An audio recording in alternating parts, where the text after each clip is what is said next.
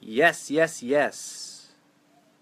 Good afternoon from Bali, the island of Bali. I realized I hadn't done a video since I've been in Bali. That's not right. That's wrong. But now we're making it right, and we're doing a live Facebook video from this magical place. Get this beautiful. I don't know if you can see. There's my friends, my fish down here. I don't know if you can see them. They seem to be afraid of you. Yeah, some palm trees up that way. There's an amazing view just down the road. I'll show you next time. But I'm really happy to be with you. I don't know if I can stray too far. There's the Buddha over there. And it's the skyline up that way. I don't think I can stray too far because of the Wi-Fi. We gotta stay close to home, literally. But I'm really blessed to be staying in this beautiful home. Really blessed to be sharing with you. It's late night in the East. I think it's just past 11 p.m. on the East Coast, where I usually reign in Asheville, North Carolina. Hello, Heather Mack. Hello, Nista. So, I'm doing this amazing online course, this 12-week online course called From Anxiety to Empowerment. And we were talking about authentic relating. I was sharing about authentic relating and the magic of authentic relating in the last class. And I want to share a little bit of that with you, just because, I care about you and appreciate you and love you and want to share the wisdom that has been ascertained through trial and error and exploration and experimentation and various adventures. And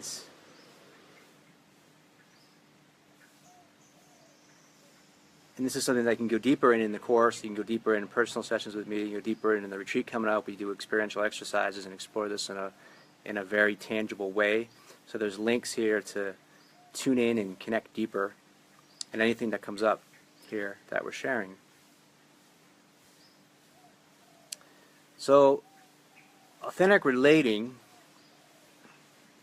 is so rich and so alive and so vibrant and so intimate and so vulnerable and so tender and so powerful and so amazing and so scary and so wonderful and so pleasurable and so painful, and it's the essence, it's the essence, it's the essence, it's the essence of love. It's the essence, it's the pure essence of love. And when you step into this authentic relating, you're stepping into the essence of the love that you are. So I've focused so much in these episodes on self-love, on loving yourself, on the spiritual realization of realizing who you really are, the infinite love, the essence of love, which doesn't come or go, which doesn't appear or disappear, which is ever present, the ever-present I am, which you are, which I am, which you are, which all things are, which we are, always and forever. And the changing world of form is all an expression of the divine essence of who and what we are. Always. Good to see some new folks joining. Danielle, Marty, hello, good evening in the beautiful continent of North America. So this essence of who we are is ever present, right? And we discover this love, this absolute love of who and what we are. And we're not looking for it outside of ourselves anymore. We're not looking for someone else to make us happy. We're not looking for someone else to fulfill us. We're not looking for the one. What a bunch of nonsense. You are the one. You've always been the one. You always will be the one. You're always going to be the one. There is no other one. You are the one. Recognize and realize you're the one. Give all your attention, all your devotion, all your energy, all of all of every cell of your being to discovering and realizing that you are the one. There is only one, You are that one. If there's only one, if there is a sense of oneness, and most of you, some of you, many of you, listening to this, seeing this, have recognized and realized to some degree the essence of oneness, of the interconnection of all things, that there is no real sense of separation, right? Quantum physics shows us this, science shows us this, spirituality shows us this, philosophy shows us this, psychology shows us this. It's not that hard to figure out that everything is interconnected, right? That what I do to another affects me, what another does to me affects them, that what I do to the earth affects me, affects you. These elements are all interconnected, right? So there's a sense of oneness. So that means when we recognize and realize this sense of oneness, there's recognition and realization that I am that one. There is no other one. I am the one. Not as an egoic sense of a story, but as a realization of an infinite essence, something that transcends the mind, transcends conceptualization. We're going deep tonight, this afternoon. So if you don't understand everything I'm saying, as always, just breathe, just be. The words are just poetry. Just be with me. Let's just be together. If something doesn't make sense to the mind, don't think about it. Don't try to create some kind of positionality or whether you agree or don't agree. That's not what this is about. Okay, this is about being, tuning in, resting in to the essence. The words are poetic pointers to a truth that's residing inside ourselves. Okay? Great. So, you recognize and realize this essence inside yourself, okay? Inside yourself. And then, how do we relate with another from this awakened consciousness? What do our relationships become? What happens to our relationships? It has to change the nature of our relationships. If it doesn't change the nature of our relationships, then really what's the point? Because this world that we're in is made of relationships. The world of duality, the world of form,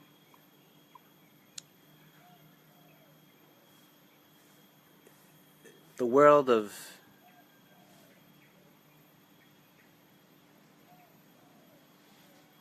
trees and grass and Buddha statues and fountains and Brian and you and Bali. Those relationships are stories. Excellent, Kelly. We're going to get to that. Thank you for that.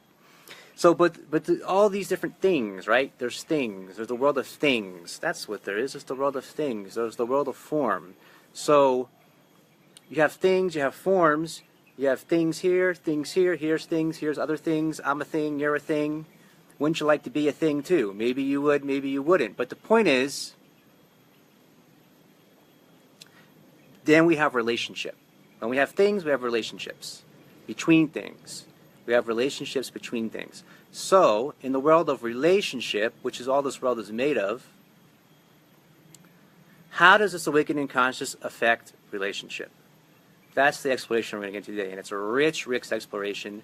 We could spend 12 weeks on it, which we do in a sense in the course that the online course I have.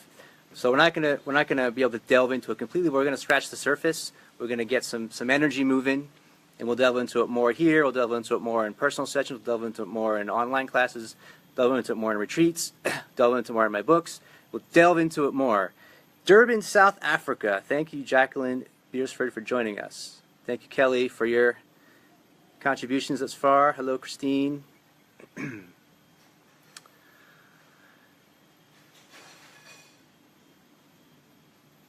The way this works from an awakened consciousness is what I call, and what I've been exploring in such a rich, beautiful way, is authentic relating. First of all, we say relating, not relationship. Relationship is a noun. Relationship implies something that's, this is what it is, this is all it is, this is all it's going to be. It's the static, kind of dead energy, right? It's something that, kind of like this, you know? Relating is a verb. Relating is alive. Relating means something is moving. continually moving, continually changing. You have to look again. You have to pay attention. You have to look closer. There's nothing dead about it. It's continually vibrant, alive, abundant, rich, not necessarily pleasurable, not necessarily comfortable. In a way, you could say it's to the ego, it may be more uncomfortable. But what you notice is the more uncomfortable you are, also the more alive you are. And you notice this when you travel. So places like America, where there's so much emphasis now, it's a bit sad because it didn't used to be this way, you know, in the days of the Wild West and so forth, but there's so much emphasis now on being comfortable. People want to be comfortable, you know? And comfortability is not where it's at. Comfortability is not where it's at in a relationship. You don't want to be comfortable in a relationship. That's pathetic to be comfortable in a relationship. It's like a slow death to be comfortable in a relationship. You want to feel alive. You want to feel vibrant, and you can feel alive and vibrant no matter how long you've known someone, no matter how long you've been with them, no matter how long you've been relating with them. This sense of aliveness and vibrancy can be there. I promise you, because this sense of aliveness and vibrancy is in the now. It's in the now. It's here now.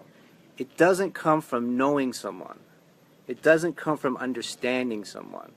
It doesn't come from putting them into a box of, I get this is what they are. They're this and this is all they're going to be. And I'm this and this is all I'm going to be. And I feel safe if you stay in that box, and I feel safe if I stay in this box. And I'm going to try to control you to stay in that box, because if you don't stay in that box, I feel uncomfortable and I don't like it. So I'm going to try to keep you in this box, because if you stay out of that box, it kind of makes me feel like maybe this box isn't really who I am, and I have to decide this box. So let's kind of relate in a way where we constrict each other to staying in these mutual boxes, right? Of the story, as Kelly said, the story of who we are. So we get attached, identified with the story of another, attached, identified with the story of ourselves, and we're trying to control the other. The relationship is based on trying to control, manipulate the other to what? To make us happy, to get to a place where we want them to get to, where we think they're supposed to go to make us happy, right? By the way, those of you who say I talk too slow in videos, I hope you appreciate this video, because well, you see why.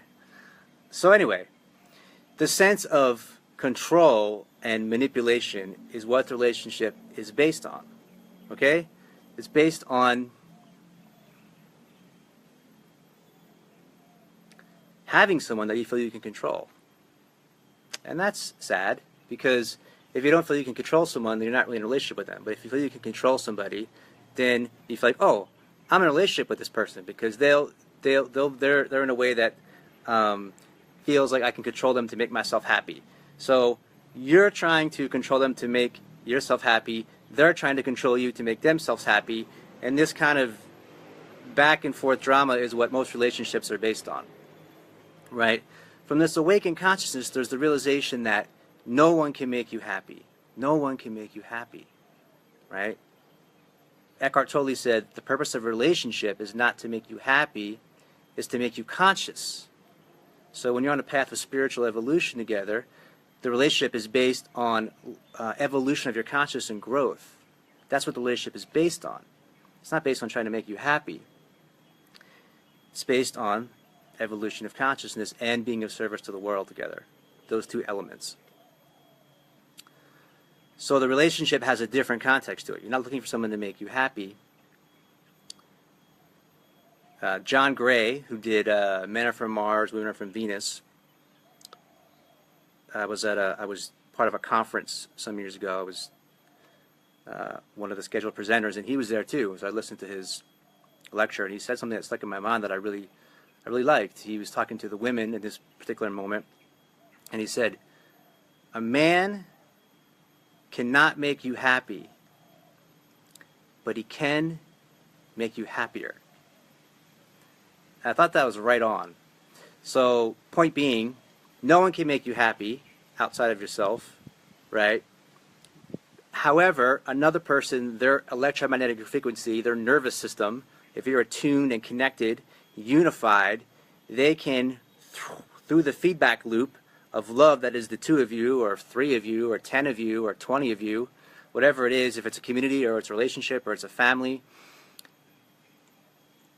they can amplify you back to yourself, right? This is law of attraction, like attract likes, like resonance attracts like resonance. So they can amplify you back to yourself exponentially. So there is that element, but it starts again within yourself. You recognize the other person can't make you happy. You're no longer trying to control them. This is huge. This is unbelievable to start to step into this space. So now you're just relating authentically. What does it mean to relate authentically? You are connected to yourself, you're connected to another, without any sense of control, without any sense of manipulation, without any sense of trying to make this moment different to get to a future moment. You're not trying to make this moment different to get to a future moment. So now you're here. Now you're present. Now you can see someone,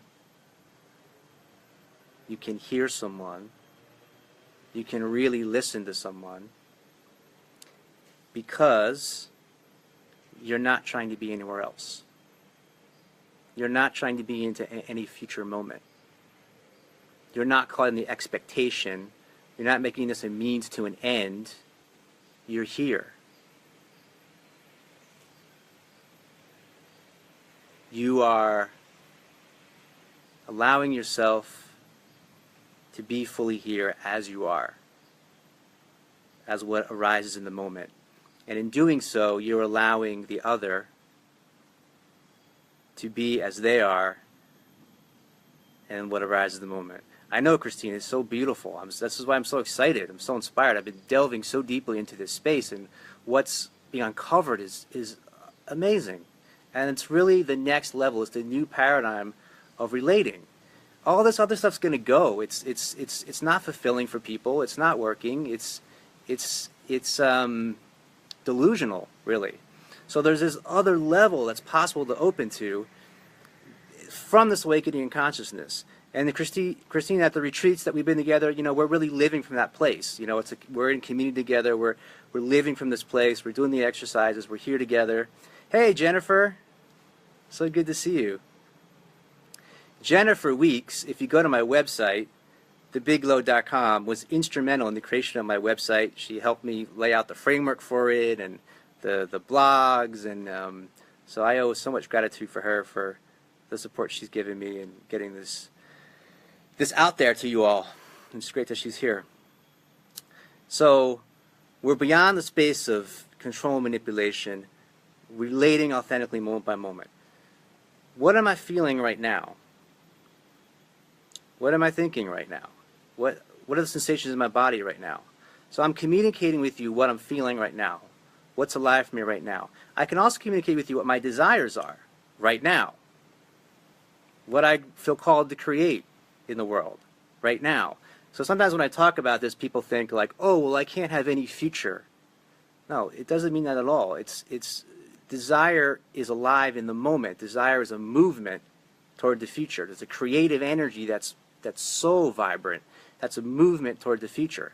But it's alive now. So it's totally valid to express your desires now, to express the creative impulse inside you now, to express what you want now, to express what you don't want right now, but to recognize and realize that it's only right now. And what the other is expressing to you, what their creative energy is, what their desires are, what they want, what they don't want, is only right now. Could change in 5 minutes, could change tomorrow, could change in a week, could change in 3 months, etc. So we're alive in the moment. We're continually listening now. Now we're continually listening. We thought that we knew the other person. We thought in the old paradigm, we thought that we knew the person and we would feel safe with them in the knowing of who they are. We thought we knew ourselves. We feel safe in the knowing of who I am. But now, in this awakened consciousness, we recognize and realize that we don't know anything. I don't know you, but I would love to know you. Again and again and again and again. I don't know you, but I want to know you now. I don't know you, but I want to know you now. I don't know you, but I want to know you now. I don't know you, and I want to know you now. To know you is to love you. To love you is to know you and unknow you in each moment. To love you is to know you and unknow you in each moment. To love you is to know you and unknow you in each moment with a pure, unbounded innocence. To know you and unknow you in each moment with a pure, unbounded innocence. This is the magic of love. This is what, when we first meet someone, it's, oh, there's magic in innocence. Because there's a sense of not knowing, right? And there's a sense often of an image of perfection of the other. This is the person that's going to make me happy. It's not the person that's going to make you happy. It's the person that's going to make you miserable if you cling to that image. Eventually. If you let go of the image that this person is going to make you happy, now we're just here together. And there's a magic of knowing each other each moment, of discovery, of continual self-discovery each moment. Each moment's alive. Each moment is its own universe. Each moment's its own universe. So everything else starts falling away. All the concepts of what a relationship's supposed to be and what it's not supposed to be.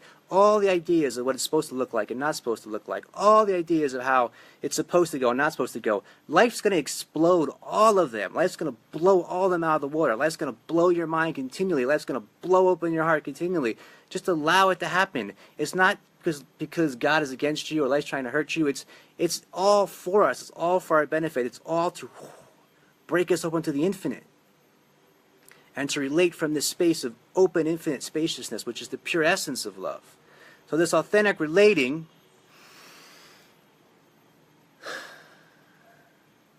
is alive in the moment. Sharing what you're feeling moment by moment. And sharing this journey of presence with the other, moment by moment.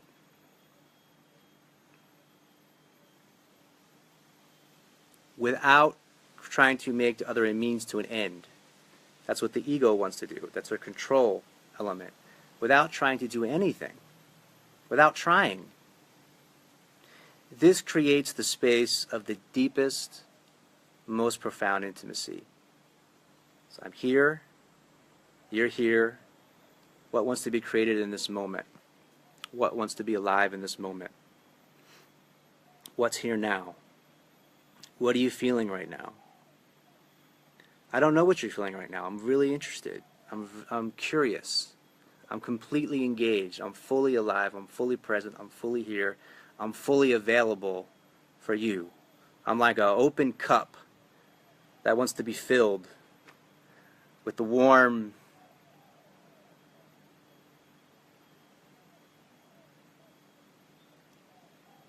I have a few different images that are not really aligning. I had this image of like spring water. I'm like, that's not really warm. So is there such a thing as warm spring? Oh, yeah, hot spring, like a hot spring. Yeah, fill with the hot spring water of your love. There it is. That was the image that came to my consciousness, filling this empty cup. That's a nice image. So it's a different way of relating totally. You know, it transcends what we think. Transcends what we think, totally. It transcends the mind and includes it. Doesn't mean you can't have an idea or you can't say this is what we are, but there's a recognition that the essence of what you are transcends the story, and it's continually evolving and growing and stretching and moving. So this sense of authentic relating, of being here fully present together in the now, creates this depth of intimacy and a sense of aliveness. And even though it could feel uncomfortable, even though it could feel scary, there really is a sense of peace, because now you're in a space where there's really nothing to lose, in a sense. There is the vulnerability of the reality of this person could walk away tomorrow and I'll never see them again. That's real, so I'm not denying that. But yet it's like you're living with that truth. So from that perspective, there's the sense of tremendous appreciation now in each moment, because you're not taking the other person for granted. You're not taking them for granted. You're recognizing that any moment is a gift, and there may not be any future moment, and you're living in that place. There's a aliveness in this space that I'm pointing at.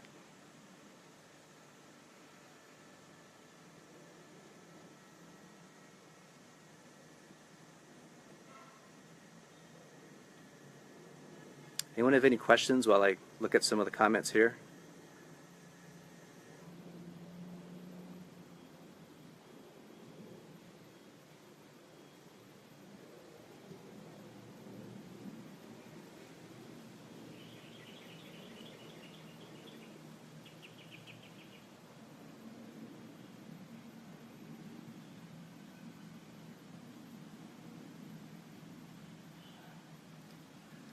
The lesson must be learned to move forward out of this life, beyond control or ulterior motives. Free and easy is the way for me. Love. One more thing. Big for Facebook, since we're on Facebook. Comparison. Comparison. Comparison. So you see the happy, smiling couple on Facebook, oh, like, why can't I have a relationship like that? Listen, you know nothing about those people. You know what we call Facebook? We call it fake book. Because it's gotten to a point where everyone's projecting the image that they want to project for everyone else to see, so it becomes this thing, and people are trying to compete and trying to, like, one-up the other person, and don't get caught up in all that. Just recognize it, appreciate it, don't create a story around it. Tune into the authenticity of where you are in your life without the need to compare. Without the need to compare. We don't know what's going on in other people's lives. We see a picture of someone smiling, you see a moment of someone walking down the street and they're a couple and they're smiling, and you think, oh, like, why can't I have a relationship like that? You don't know anything about those people. Now, it's beautiful to be inspired. That's a different energy. So to compare and put yourself below or put yourself above is different than to be inspired by two people that have a deep sense of love together, or a family that has a deep sense of love together. That's a different energy. But again, even though you're feeling the inspiration yourself from something that you've noticed, you really don't know what's happening there. What you know is that you're feeling inspired. Feeling inspired is a good energy. It's a movement of energy. Feeling jealous is a constricted, tight energy. So the same thing that you notice can make you inspired, like, oh, that shows me what's possible, what I can have. Or the sense of, oh, why do they get to have that? I don't get to have that. There's a sense of jealousy, right? But let's let go of the need to compare, the relationships we see on Facebook of pictures, of a series of pictures, and, the people actually, you find out, well, they're not with the pictures project or whatever. Relationships are challenging. Relationships are difficult. Relationships are beautiful in the challenge.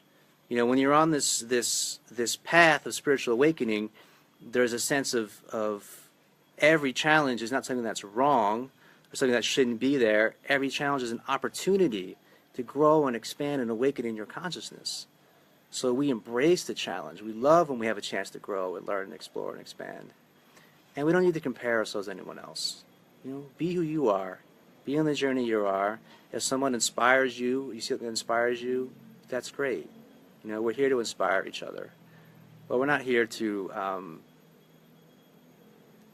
feel jealous of other people or what their lives are. There's nothing really valuable in that energy that is going to sustain us and fuel us and make us feel alive and vibrant. Illusions are a lot of people are creating illusions and living in what they perceive when the reality is finding happiness deep inside ourselves. Yes, true.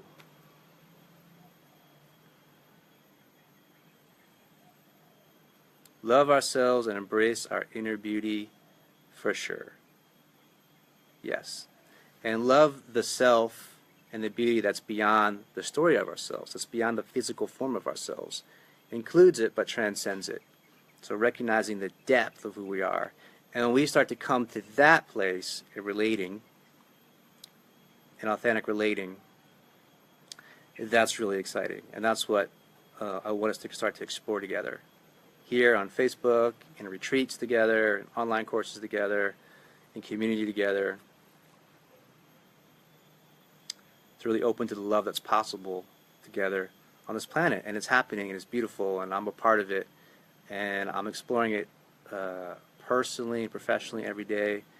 And I love it, and I love you, and see you again soon.